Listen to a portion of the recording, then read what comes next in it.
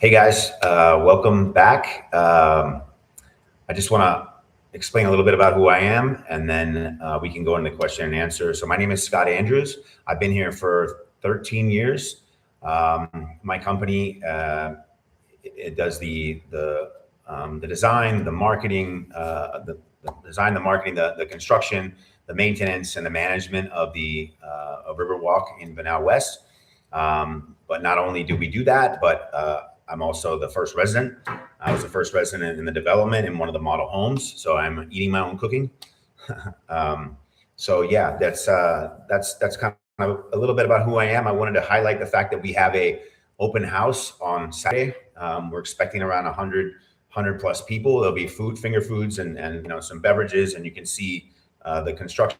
You can see the houses and see what everything looks like, and try to get a feel. Talking to some of the residents to get a feel for what to expect when living here. And I do want to highlight the fact that it's a bit slower paced lifestyle. It's a throwback to maybe to the 80s, where the kids are riding bicycles and people are more of a community, and they're working together with each other, and helping each other out and being good. I think that many places in the world don't have that anymore. So we're trying to get some of that back, and I think we have it here. So I'll open up to the questions now.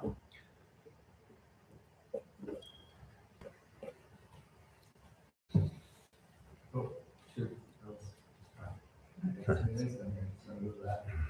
got one person in now. Oh, it's probably you. Yeah.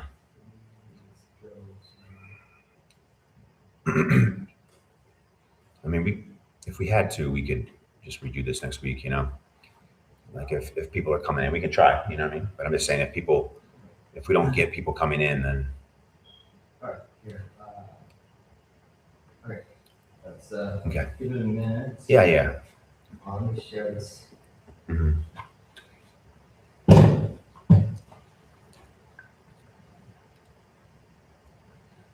Right. Yeah, that was fine. Okay. Next.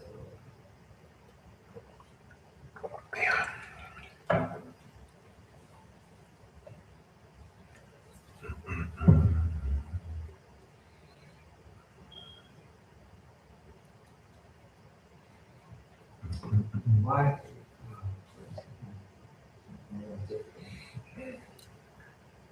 No sweat. Mm-hmm.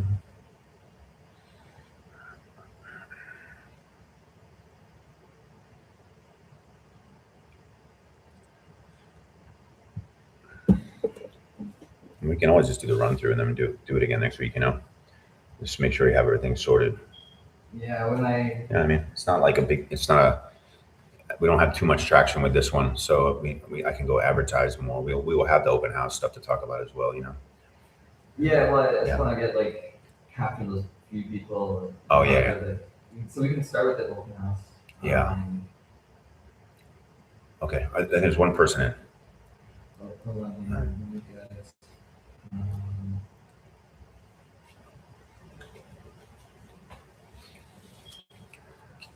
Can we edit it so that it starts? Oh, there's somebody here now. Yeah, you can edit. Yeah. Okay, I'm just gonna start. Is that going to start, or are you gonna wait? I don't see.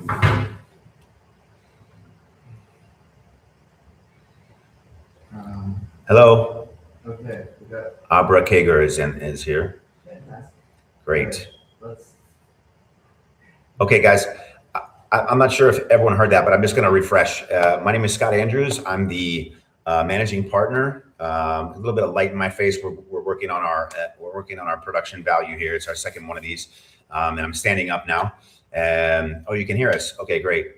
And so so I'm the managing partner. My company designs and we build and we maintain and manage the development. I also happen to be the first resident here. I was the first resident in the first model house. So I've said this before, but you're probably going to hear it again. I'm eating my own cooking. I always say never trust a skinny chef. So that's what's happening as far as me. And we have a big open house I want to highlight on Saturday. We will have we'll have 100 or so people. We'll have our residents there.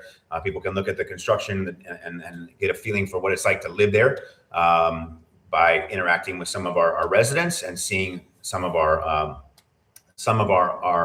our homes that we have, they'll be open for everybody to go check things out. So that's something I wanted to highlight. That's Saturday from 3 to 6. And we're all looking forward to that. I guess I can start with the first question. So, I wasn't really surprised by much here.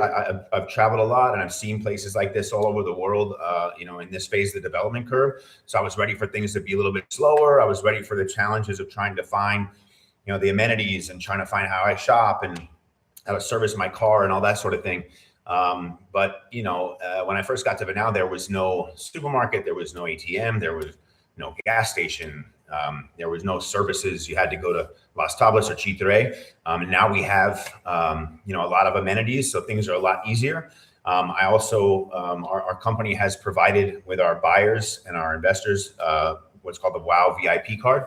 And that's a bunch of vetted providers, vendors that allow you to not make the mistakes I did, the trial and error mistakes I did by having to go to places and find out if it was good or bad.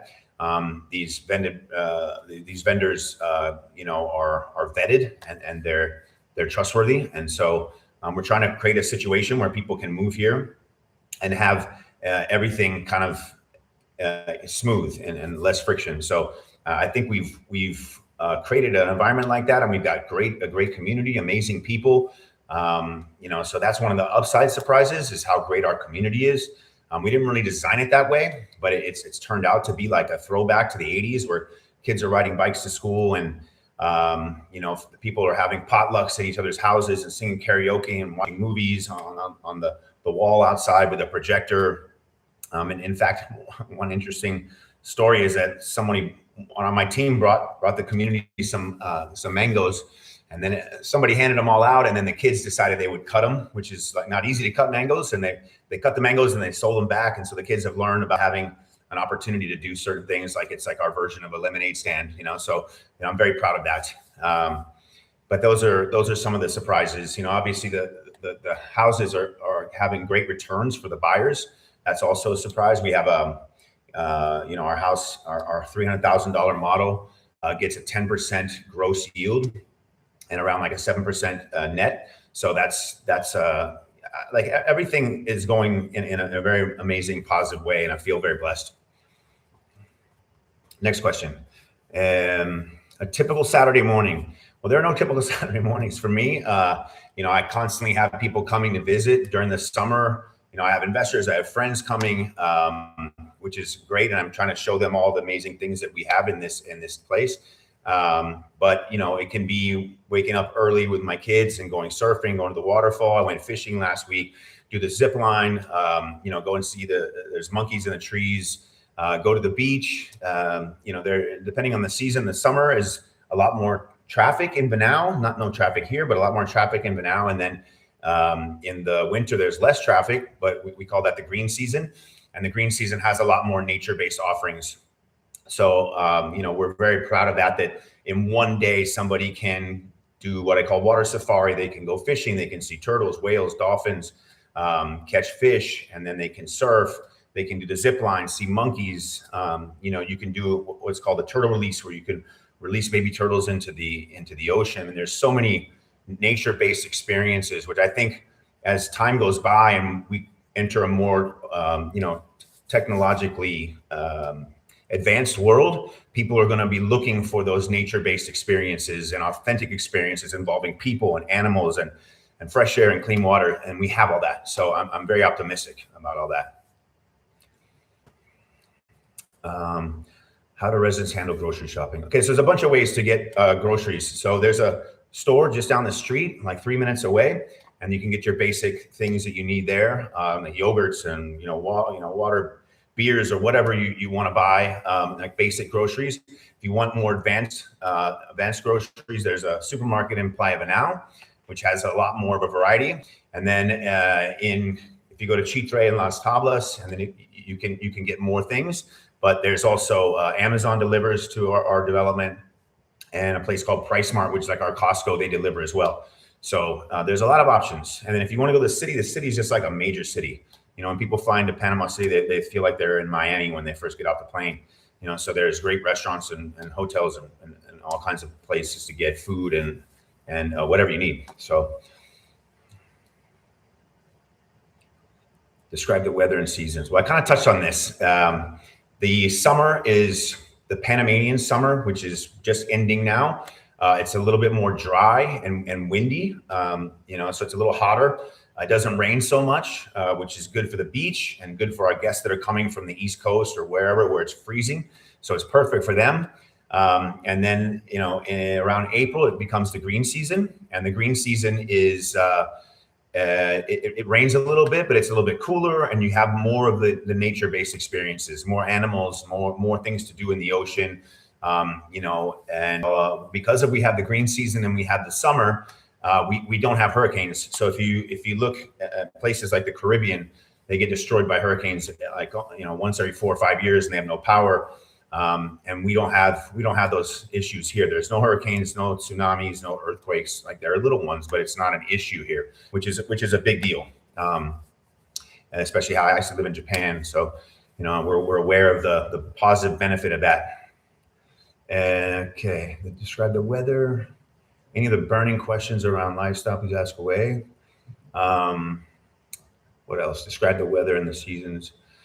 Yeah, so I mean, I'm just very excited about the future of the nature-based experiences, you know, in the winter. You know, a lot of people think of coming to Panama during the summer, but, you know, we have so much more to offer. Like how many places can you come to? Can you come to a place and in the same day see monkeys, turtles, whales, dolphins, all that sort of thing, you know? So we're very blessed here. What's the surf like? Okay. Well, right now the surf it's huge. You know, it's like double overhead. There's a big surf contest last weekend. There's another one this weekend. This is the season in May where the waves are the biggest. In the summer, the waves can be a little smaller, but the conditions are perfect. We have perfect offshore winds every day. You know, that's from December to about April. So you never get the waves blown out. You know, the waves are clean. The spray goes back behind the wave. It's pretty special. You know, that's what attracted me to Playa Venao. You know, the fact that there was the surf here, that was a big factor. Mm-hmm. Okay, got it. So you mentioned the community. Okay. I would say that at Dawn's house that day when I realized we had a potluck that she had on a Sunday morning. Dawn's one of our residents. You know, hi Dawn, if you're on the call. You know, Dawn and Alex, should I say, they had a potluck where everybody brought dishes over, and then everyone sang karaoke afterwards. And I couldn't put a finger on it and explain, but it just felt so like a family, you know. So, and I have not lived in a place. You know, you see it on TV, like Leave It to Beaver, or like these TV shows where like the neighbors are all very friendly. But I think we're living in a world where like people are living on top of each other, and there's people everywhere, but they don't connect. And so we have something special here because you know, people are looking after each other. We have a community watch where people talk to each other. If something happens, we can all react immediately. There was a fire with a neighbor a few months ago, and like everyone ran over there and helped put out the fire. I just don't think this is going on in the world. That's why I feel very blessed to have everyone in this community here. And I'm not sure how that's happening, but I have huge expectations for it in the future. So.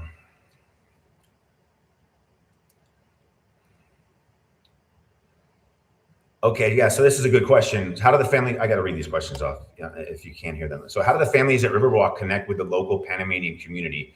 Is there much integration with local neighbors and culture? So I just came back with Andrew, who's here next to me. I just came back from a baseball practice. We started a baseball team 2 years ago that integrates the local community and the extranjeros, the foreigners. It's been a big success. We sometimes have 50 kids come to practice. We got them all uniforms, and so I grew up on the Big Island of Hawaii, and you know, I played on a baseball teams where I was like one or two, you know, we call them howlies, and everyone else was local. And I think that was a really valuable experience. You know, I'll go pick somebody up in my car and I would see that they lived a different way. And so it allows people to connect with friends and neighbors that they would not have potentially from different socioeconomic statuses. And then you get to understand how people live their lives. So that way you're a better person, because you see that we're all the same. You know, human beings are all the same, and that, you know, people are good and you know, some people are bad, but you can see that it doesn't matter if you have money or not. It doesn't make a difference to whether you're a good person or not, you know. So that was very valuable experience for me. So I'm pushing that really hard to help you know, create community or connect community through sports.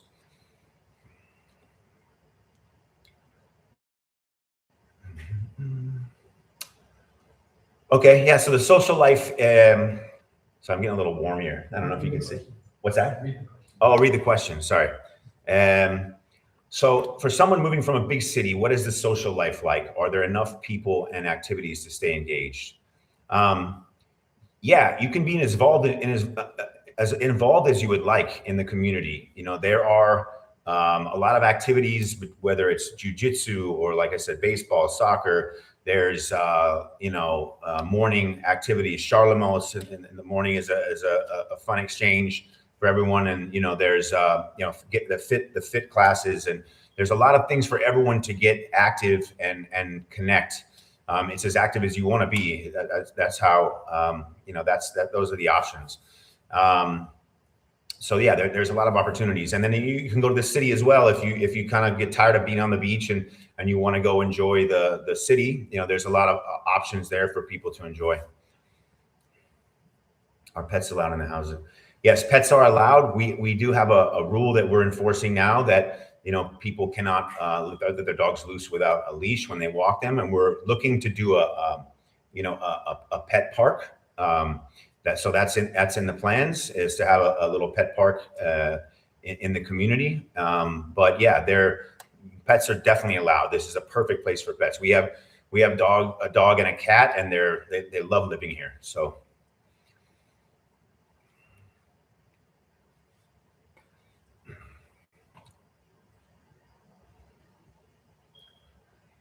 Typical school day look like. Okay.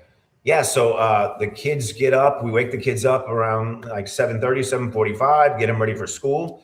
And then from there, you know, the kids ride their bikes to school. They're at school until around 2 o'clock. My wife actually runs the school, so she would be better to answer this question. Maybe we can have her on the next Q&A and she can explain some of these things.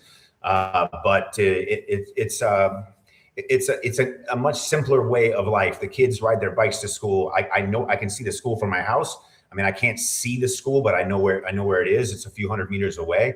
It's not part of the residential community, but it is close by. There's no traffic or like worry about somebody snatching your kid. They can walk to school if they want. They can ride to school. I know that sounded a little off, but I just wanted to like express how safe it is here and how amazing it is. You know, everybody's looking after each other. And, you know, sometimes if a kid wanders down the beach, somebody else down the beach will say, hey, your kid's over here. Or, you know, so there's a real kind of like raised by a village mentality and feel here. The next call we do, I need to make the temperature cooler in this room. I don't know if you can see the sweat glistening. For a family with kids, we're in one of the model houses, and you know, we have like one AC on, but you know, it's you know, it's way across the other end of the room. Okay, so we walk to school there. Okay, that's great. For a family with kids of ages 8 and 11, what would their daily life look like at Riverwalk, school friends, activities, weekends? I mean, there's a lot of stuff that can be done. Somebody mentioned to me today that's lived here almost as long as I have. You're coaching baseball, and then you're doing soccer with your kids. You're doing jiu-jitsu. There's surfing. There's so many things the kids can get involved in. And I firmly believe that, you know, at a young age, the kids should be involved in all those sports and get experience. There's a skate park down the street. You know, there's a skate park just right, you know, 4 minutes away, 5 minutes away, and the kids ride their bikes down there, or they ride their skateboards there. And so it's really like a lot of activities, but you can also just ride your bikes or go to the river or go to the waterfall or catch tadpoles in the river or go fishing. So there's a host of options for people to enjoy here that you don't have in the city. You don't have to take a taxi to go enjoy yourself, or drive to go somewhere to enjoy yourself. You don't have to pay for stuff to enjoy yourself. It really is a throwback to like a lifestyle that I got to enjoy when I was a kid. And that was kind of my vision, to have that for the kids that grew up here. But I didn't imagine how they would be, enjoying it and really, kind of like taking advantage of that lifestyle. Okay.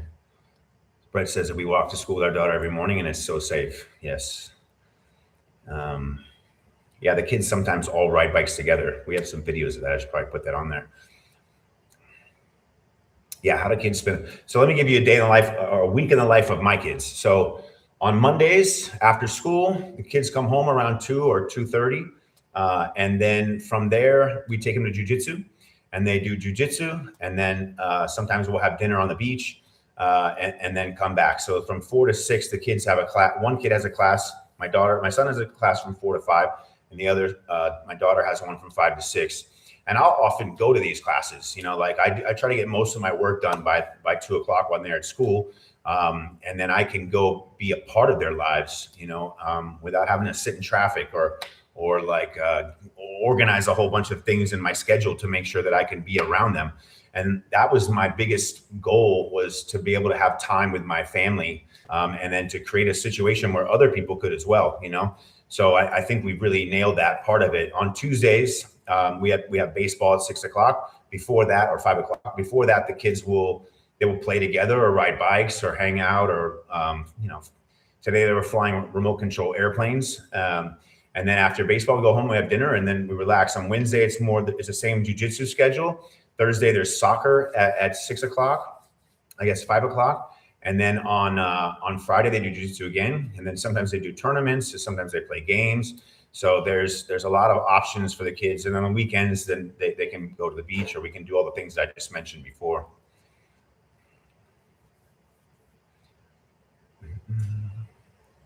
But I'm like this. I see the skateboarding. It says you mentioned school and skateboarding. Am I repeating the questions, or no? I'm forgetting to do it. Okay. So we're about to get these roads paved, and the kids will be able to ride their skateboards all the way down to the water. And so they'll be able to ride their skateboards all around. We already have the sidewalks being put in, but when we have the roads paved, they'll be able to ride their bikes and their skateboards like very easily all around town. You can ride to the baseball field. You can ride to the market. You can ride to the bakery. You can ride to the surf dojo, and they can even ride down to the ocean and be able to fish there. And I want my kids to learn how to fish from shore. So that's next thing next activity on the list. Yeah, it says a group of 14 kids aged 5 to 11 rode their bikes together after school yesterday and played at the local playground together for a few hours after school before jiu-jitsu and surfing. Yeah, so it's pretty ideal. You don't have to sit in traffic to go somewhere. You don't have to book a schedule to be able to go somewhere. I have friends that live in Los Angeles, and they have their school is a very expensive private school, but they don't have a field, and they have to book it at 8 p.m. or something like that. So, we don't have to deal with that. We're not a high density location. So there's a lot of opportunities, and every kid gets to play. And so, it doesn't have the intensity of like the club sport, type setup that they have in the US. What else did I miss? What infrastructure is in place? Utilities, internet, roads, and what's still being built out? Okay, so yeah, we have the utilities. Each house comes with solar. So every house, we make sure everyone has solar so that everyone is off the grid functional. If they need to be, you can add more of the solar functionality if you want. We have internet, we have fiber, and some people just decide to use Starlink. The roads are in. We have our own water. So we have our own security. Our security guard is standing right here. And so we have our own security. We have our own water. We have our own electricity. We are working on food security so that the community can have its own garden. Because as time goes by, it's important to be prepared for whatever happens, and nobody really knows what's going to happen in the world in the next few years. So we're looking forward to being, being prepared and self-sustainable. What do you want Venao West to look and feel like? 5 to 10 years. Wow, that's an interesting one. So, I have high aspirations for this place, not just for myself, but for the community, and also investors and owners. I see this being a self-contained town. Like, I see that we have space just around here for commercial spaces. Like I said, we're gonna do the retaining wall and we want to do a dog park and maybe a little playground gym area there. We have a clubhouse and a pool, a restaurant and a pool planned on the deck up here. We need to fill in with people and figure out what everybody wants. But I do feel like we're going to be a complete town here. We have a school, and the school is going to be a high school eventually, and I expect 1,000 kids in the school over time. We are building out 5 hectares of land right now, and we have another 157. So we just have to do it the right way, and the most important thing is to bring the right people and build the right things that people want. A lot of developments, they build all these amenities and they spend money on things that the community doesn't need, and they just sit there and it's a waste of money. What we're trying to do is we're trying to get the community together, find out what people want, and then build those things to match the demand of the community.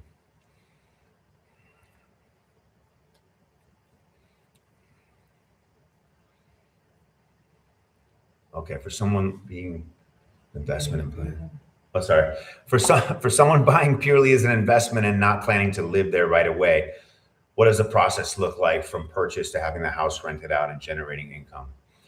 Okay, so the process is when people are interested in buying a house, they will reserve one. They'll reserve a lot within the development, and then from there, we have them meet with our project manager, Carlos, he's a civil engineer and a master project manager, and then he will go through the houses, the options, and if people want to make them bigger or longer, or they want to buy 2 lots or 3 lots, we go through that process and then we design it. And then from that point, buyers make a deposit, and then they will have their house in 6 months.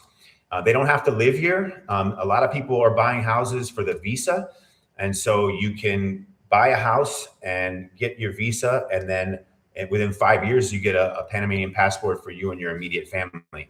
So that's an option. We do the maintenance, we do the property management, we do everything. We designed this structure. It took many years to get to where we are, but we have this whole, kind of structure set up so that there's no gaps in the quality and the service, so that there's nowhere for us to hide and there's no places for the people to have a bad experience.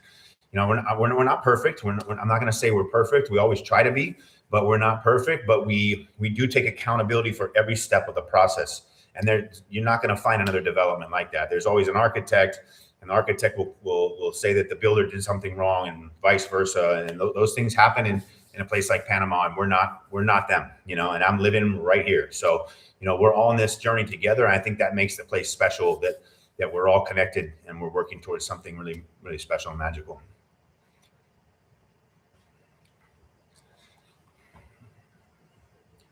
Biggest mistakes buyers see. Okay, I just touched on that. So what happens is people come to Panama and they buy a piece of land and they have this idea, and they got to go find an architect. They got to go find a project manager or a builder. They got to get the permits. They got to do all these things that take years. They got to go pick out their curtains. They got to go. So what we did is, maybe some of our residents will want to do that eventually. They'll want to buy a piece of land and have a house on it. But what we've done is we've made it very easy for a transition to Panama based on people avoiding the mistakes that I made. And so we have it all kind of built in. So, it's a very easy process. You pick your model house, you can make the adjustments, and we can change what you need and build it right away. And we're right down, our maintenance team is here. If something happens, and we can fix it right away.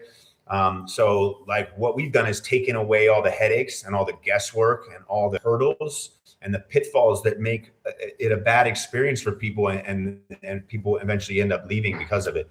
So we're trying to make it as easy as possible for people to move to Panama and start enjoying their new life, you know?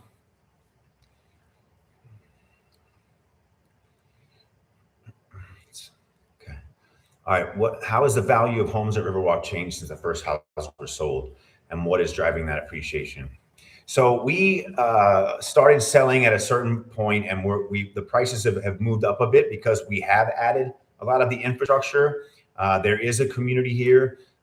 You know, the school is growing, and you know, every step of the way, like the prices will probably move up. We once this first 65 houses has been sold, we're gonna 10% gross, and so you know that they're generally, when you want to build a house, you have speed, quality, and price, right? And I was talking to our project manager the other day, and we've got speed, we got quality and price. Usually you have to give up one. And so, you know, because of that, and because of the good returns on the houses for the buyers, and the more amenities we're adding and the more you know, infrastructure we're adding, the next phase is we're going up in price. So you know, that's the value has appreciated, you know, just based purely on or largely on the rental incomes. Do the houses come furnished? So we have a appliance and furniture package. This goes back to the question of, you know, what are the problems that people have. The first house I built, like I picked out the cabinets, I picked out the curtains. You know, you know how hard that is to do, is to drive around in Panama City and pick out a couch, and like it's just an arduous process if you haven't lived here and you don't know where all these places are. So what happens is that, you know, we have a furniture package, we have an appliance package, we have a couple, and you can choose one. So like we offer a fully furnished and fully applianced option. But yeah, I mean, you know, people can decide to do it themselves. Like a lot of Americans are, you know, foreigners, North Americans, Europeans, they come here and they don't want the house furnished. They want to move all their stuff in. And so that's an option also. We're all about optionality. We're all about optionality and making people happy, you know? Houses come furnished. Do buyers get to choose their colors for flooring, countertops, walls? So like the floors are pretty much set. You could actually do that. You could change it if you wanted to for a higher price. The countertops also, you know, there's the standard options we have, but we have residents that have changed their countertops and made them much bigger. I mean, you can paint the walls however you want inside your house. You know, we're not gonna invade your privacy. But yeah, we have stuff, but I don't pick out furniture and appliances. And then lastly, what are the standard colors? I think we may have lost most everyone. There's just down to one. That's okay. That one have more people? 3 people are watching. So can you see the website inside of the house look like? What are standard colors? The standard colors, well, we have a color package that people can use for the outside of the houses, but everyone seems to decide they like this white color that we have. But I think the landscaping, as we finish the roads and get everything organized with the infrastructure, and then we start landscaping, we have a plan to do, you know, like I lived in Japan for a long time and they have a cherry blossom festival. So down the center of the development, we're going to put indigenous Panamanian trees that will have, you know, like they'll all bloom at the same time, like white and pink blossoms. And then we'll have a little festival around that. But as of now, most people are choosing the same colors. And how easy is it to get around? What are the standard colors? Can you can see on the house, on the website, images of what the inside of the houses look like. We do have some videos of that, and we can send them. We have some marketing materials around that. Chella, if you want to send us an email and we can with your questions, and we can answer those in detail, or send those videos. We'll be posting videos from your next. Okay, how easy is it to get around? So how easy is it to get around? Most residents have a car, and what are the roads like getting in and out of the area? It's very easy to get around. There's no traffic. Venao is 10 minutes away. Cañas is a 3-minute drive. I just got back from baseball practice. Maybe that's why I'm still sweating. But in Cañas, it's 3 minutes away. There's a bakery. There's a baseball field. There's a supermarket. Once we have these roads paved, but right now we have like Tosca. It's a type of Panamanian gravel on the roads, and so right now it's very easy to drive. You do need a car. Like, I think you do need a car to get around the area. I think that's a smart move until, the 5 and 10 years, plan has come into effect, when you probably won't need a car. You just be able to walk around here and get everything you need done. So that's the roads are great. Once we have the road paved, and hopefully within the next month or two, you'll be on a paved road everywhere you need to go. There will be no places you don't have a paved road, except in the center of Venao. It's still not paved. But all the main roads from here all the way will be paved. And then we'll be posting videos. Yeah, so we have this open house on Saturday, and we're doing a bunch of videos around that. We'll have some videos, like aerial videos and videos of inside the house. It's a different model than the one I'm in. This is the original model. This is the one I live in, but I'm not living in this one. I live across the street. But we will have a lot of videos about that, and we will post them online as soon as they're done in a couple weeks. So you'll get to see that. But best is to come to the open house. That's the best option if you can. On Saturday, 3 to 6. I'm sorry, I'm running off of another computer because we have some technical difficulties. For people who don't speak Spanish, how manageable?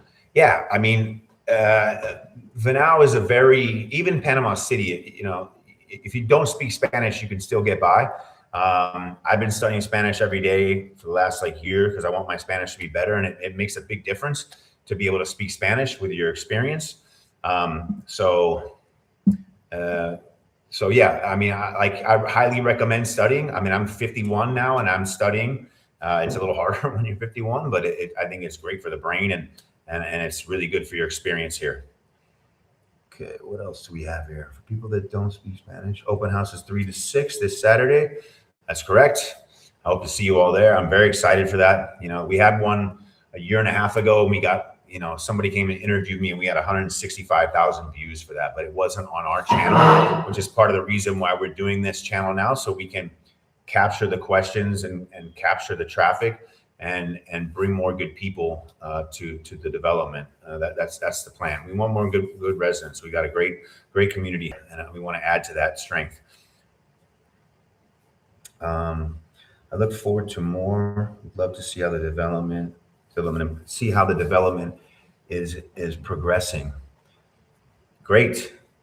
Yeah, I mean, 2 years ago it was a cow pasture other than the school, and now we have a lot of momentum.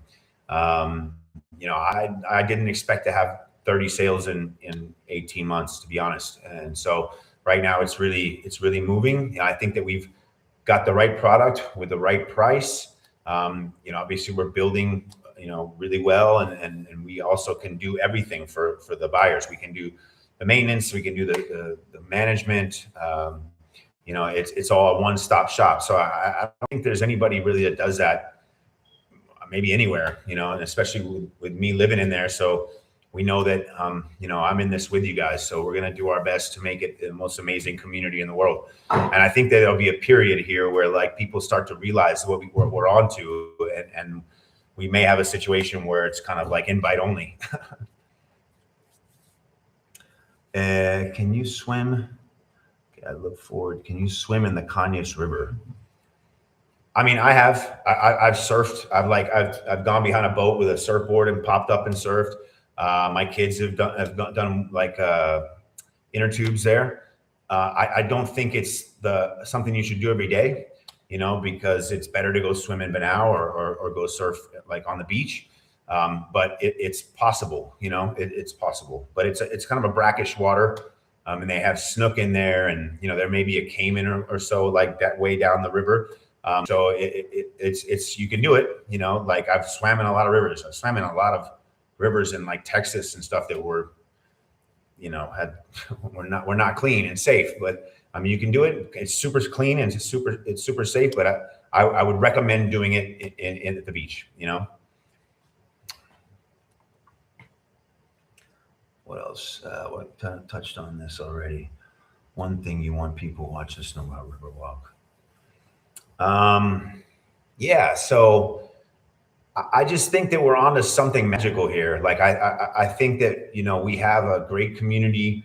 We have plans to grow it based on what the community wants.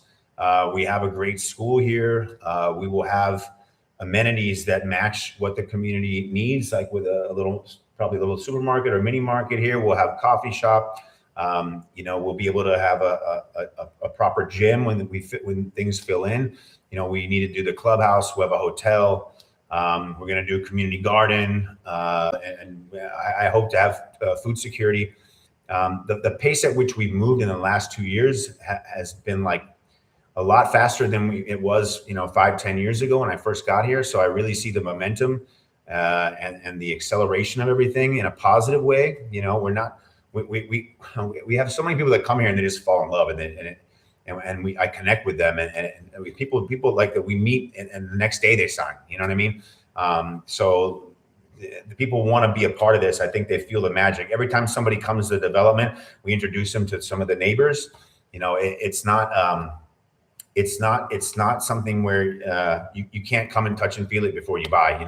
So it's a really good it's a really good opportunity for families that want to slow things down, want to be closer to nature, be closer to family, to live a little simpler life. I think we got away from that in places like the United States, where everybody's in traffic, or cities where you're on top of each other but you don't connect. And I think people really want community. Like, we're really finding that people come here and they want to be here for the community. It just happens to be we have this platform to make that a possibility. And that's something I'm incredibly proud of, because I didn't do it. It just kind of happened. And everyone that's in the community now is helping in some way. Like Andrew's here with me, and, he's in the community and he's helping with this. And there's everyone in the community is helping somehow. And that's really special. I've not ever lived in a place like that. It almost kind of feels like a college dorm where you have neighbors where you can help each other with your homework or whatever. It has that kind of vibe, but it also has the family aspect to it, where kids can be out in nature, and we know that they're safe.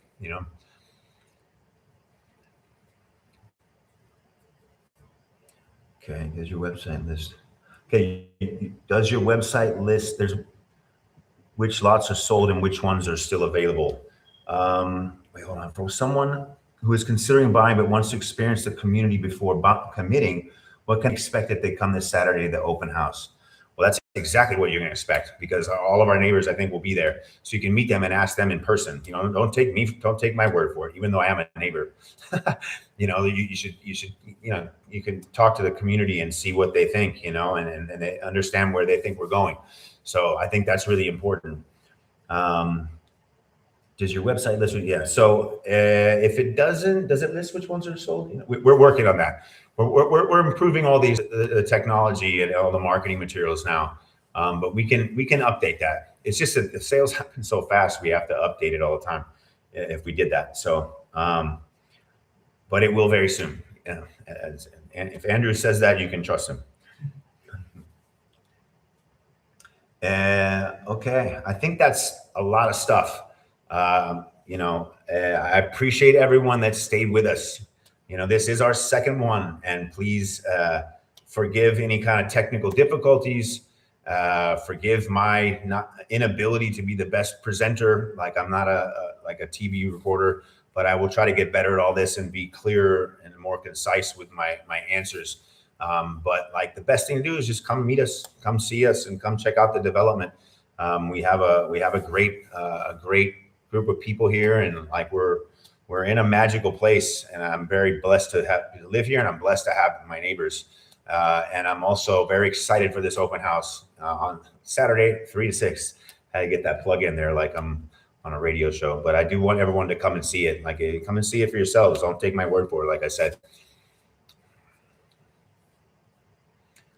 I guess that's it. Okay, guys. Thank you very much. We're gonna do this once a month, and like I said, we will get better, and we will make this smoother over time. But I do appreciate everyone,